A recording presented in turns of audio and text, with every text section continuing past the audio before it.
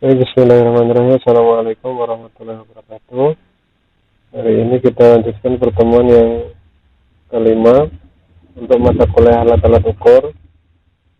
Di mana pada pertemuan yang kelima ini kita akan belajar tentang pengukuran tunggal.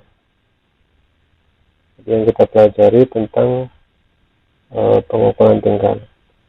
Referensi yang bisa digunakan yaitu buku yang pertama adalah bukunya Bevington dan Robinson, Data Reduction and Error Analysis for the Physical Science. Kemudian buku yang kedua adalah Young and Friedman, Physics University. Dan buku yang terakhir adalah bukunya Pak Mikrajudin Abdullah, Fisika Dasar 1, ITB. Nah, kita masuk di pengukuran tunggal. Sebelum masuk kepada pengukuran tunggal, sebenarnya ada beberapa hal yang harus kita jawab ya, yang melatar belakangi kenapa kita perlu mempelajari pengukuran tunggal. Pengukuran tunggal itu sendiri sebenarnya maksudnya adalah bagaimana kita melaporkan sebuah hasil pengukuran itu ketika pengukuran yang dilakukan itu hanya satu kali atau tunggal ya. Yang pertama adalah apa yang kita peroleh dari sebuah hasil pengukuran. Nah, tentunya data ya, Kemudian data yang kita peroleh ya, itu harus dilaporkan dan juga diolah. Pertanyaannya adalah bagaimana melaporkannya.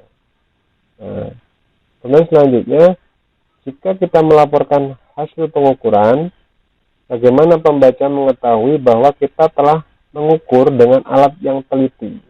Nah, pada pertemuan yang lalu kita sudah pelajari tentang alat yang tentang ketelitian, di mana ketelitian itu sama dengan nilai satuan terkecil. Misalkan kita ingin melaporkan hasil pengukuran panjang 5 cm. Gimana kira-kira orang tahu bahwa pengukuran yang kita lakukan itu menggunakan alat ukur yang teliti?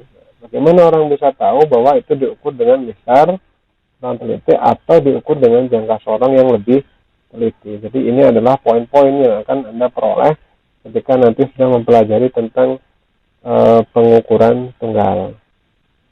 Selanjutnya pengukuran tunggal. Definisi pengukuran tunggal itu sendiri adalah teknik pengukuran tunggal merupakan teknik pengukuran yang dilakukan dengan satu kali pengukuran terhadap variabel besaran-besaran yang hendak diukur. Maka harus dilihat besaran-besaran yang lainnya. Jadi dari pengukuran tunggal dilakukan sebanyak satu kali pengukuran terhadap berbagai variabel besaran yang hendak diukur. Jadi hanya satu kali pengukuran. Yang kedua, penulisan ralat dari hasil pengukuran menggunakan ralat pada alat ukur. Kecuali nanti ketika kita ingin menghitung ralat dari hasil perhitungan. Nanti kita sertakan contohnya di bagian akhir. Dengan cara menuliskan ketidakpastian atau KTP-nya. KTP adalah setengah dari NST. Hasil pengukuran harus dituliskan dalam bentuk seperti ini. X plus minus delta X. X sebagai hasil pengukuran, delta X sebagai ketidakpastian. Nah, yang pertama adalah melaporkan hasil pengukuran. Agar orang mengetahui bahwa pengukuran yang telah dilakukan dengan alat yang teliti, maka kesalahan pengukuran juga perlu dilaporkan. Jadi pertanyaan pertama tadi supaya orang itu tahu alat ukur apa yang kita gunakan, maka kita harus menuliskan KTP-nya atau kesalahan pengukuran ketidakpastiannya seberapa. Sehingga dituliskan menjadi X plus minus delta X. Delta X ini adalah patokan seseorang untuk melihat apakah hasil pengukuran X yang kita lakukan ini adalah pengukuran yang sudah benar. Atau menggunakan alat ukur apa, teliti, kurang teliti, atau lebih teliti. Nilai yang terukur adalah X. Ketidakpastian pengukurannya adalah delta X. Makna ketidakpastian itu apa? Yang pertama, ketika kita mengukur, maka kita menganggap dugaan terbaik dari nilai terukur adalah X. Ya, nilai X hasil. Tetapi nilai eksaknya kita tidak tahu. Tapi kita yakin bahwa nilai eksaknya berada antara X min delta X sampai X plus minus delta X. Plus delta X. Ini artinya daerah rank hasil pengukuran. Nah, ini contohnya. Ini adalah nilai dari sebuah pengukuran. X ya, minus delta X, X plus delta X. Jadi daerah ini adalah daerah hasil pengukuran. Nah, kita lihat. Nah, contohnya begini. Jika pengukuran hanya dilakukan satu kali, maka ketidakpastian ditetapkannya sama dengan nilai skala terkecil, NST. Contohnya, mistar 30 cm memiliki skala terkecil 1 mm. Berarti KTP-nya adalah setengah dari NST. Sehingga setengah dari 1 adalah 0,5 mm. Jika kita ukur panjang benda dengan mistar yang diperoleh 155 mm, maka kita melaporkan data pengukurannya sebagai berikut.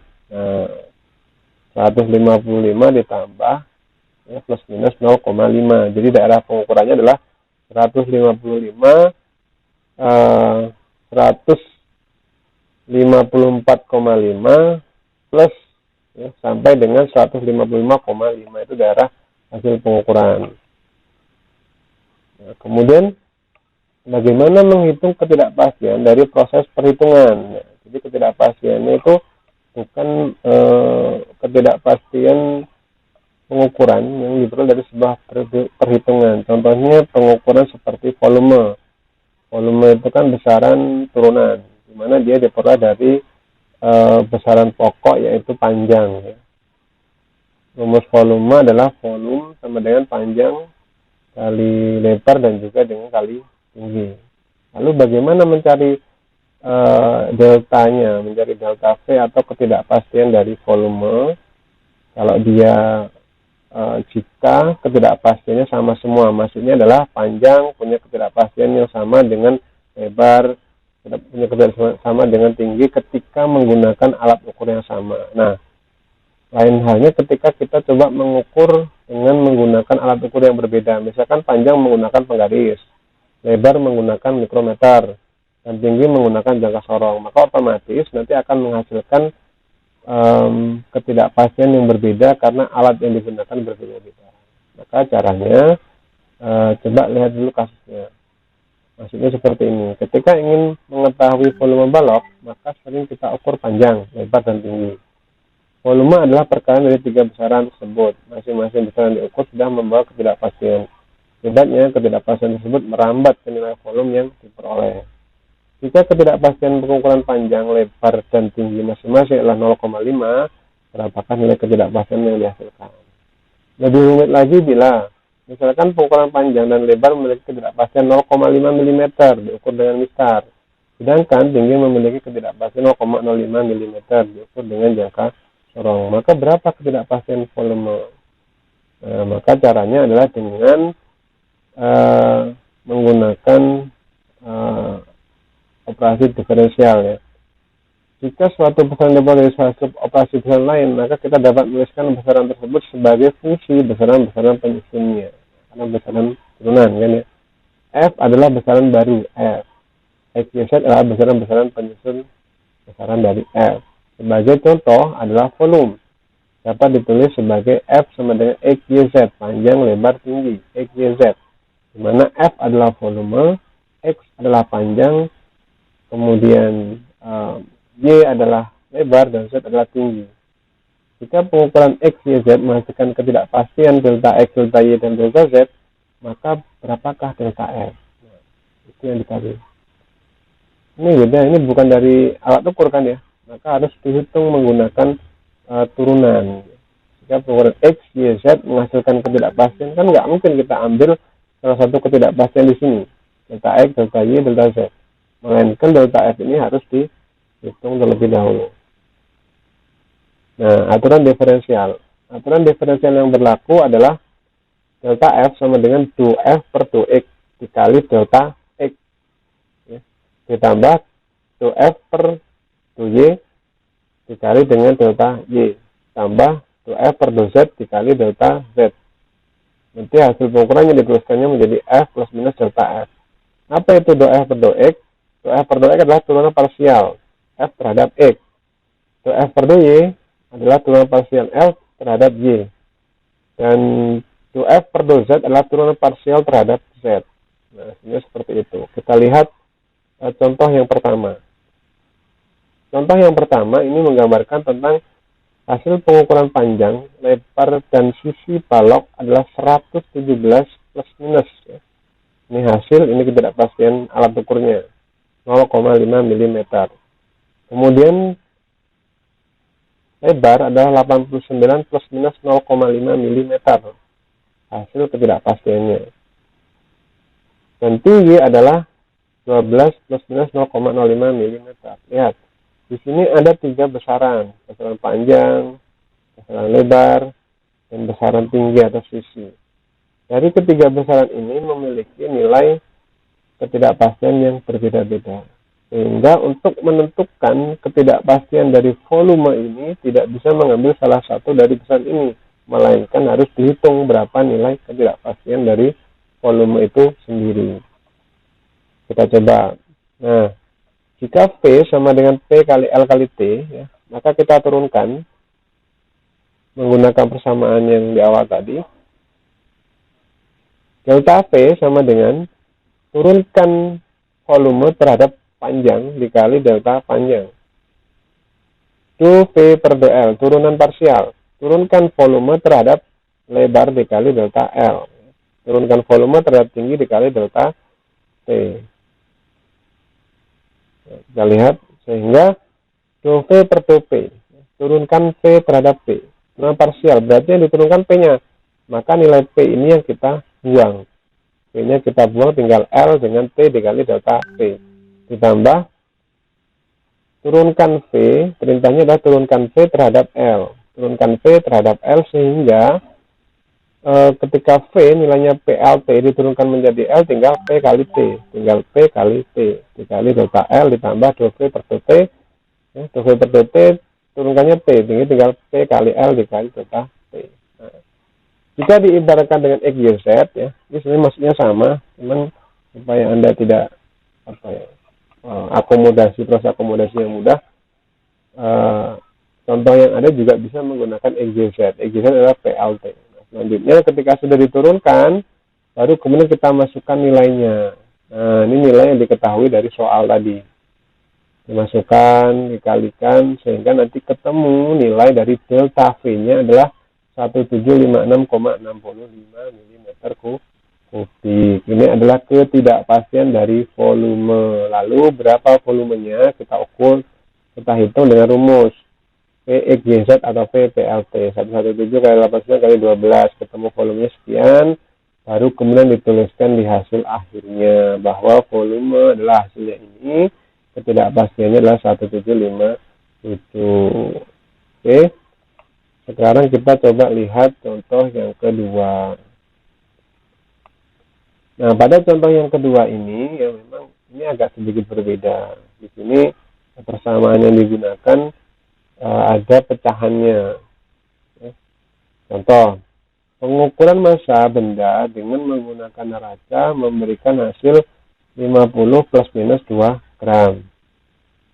Ya, plus minus 2 gram. Berarti ini hasilnya 2 ini sebagai ketidakpastian. Sedangkan pengukuran volume dengan menggunakan gelas ukur memberikan nilai 25 plus minus 0,5 ml. Berapakah massa jenis benda beserta ketidakpastiannya? Nah, maka kita cari massa jenis itu apa rumusnya? Massa jenis disimbolkan dengan rho, di mana rho adalah M per V. Di mana rho adalah M per V. Ini saya rubah bentuk M per V dari bentuk pecahan menjadi bentuk ordo berpangkat, bilangan berpangkat. Sehingga rho sama dengan M per V sama dengan M dikali V pangkat negatif 1. Kenapa pangkat negatif 1? Karena V naik ke atas, tidak ada lagi bentuk pecahan. Nah, selanjutnya kita turunkan.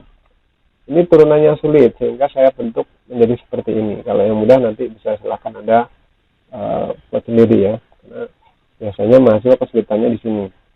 Kita coba lagi.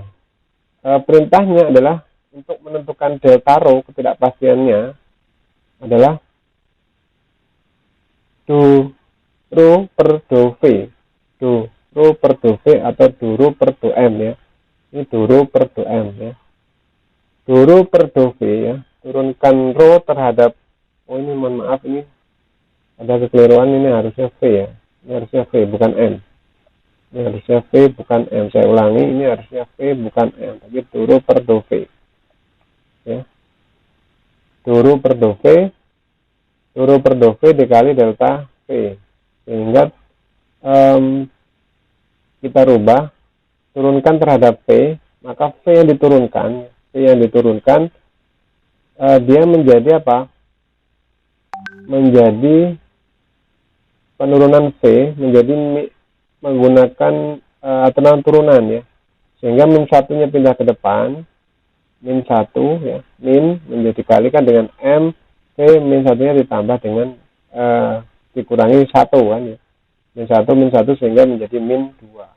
Nah, sehingga bentuk dari turu per do V, mohon maaf ini bukan do M tapi do V, menjadi negatif M per V min 2. Nah, kalau do V per do M, turunannya mudah ya, turu per do M,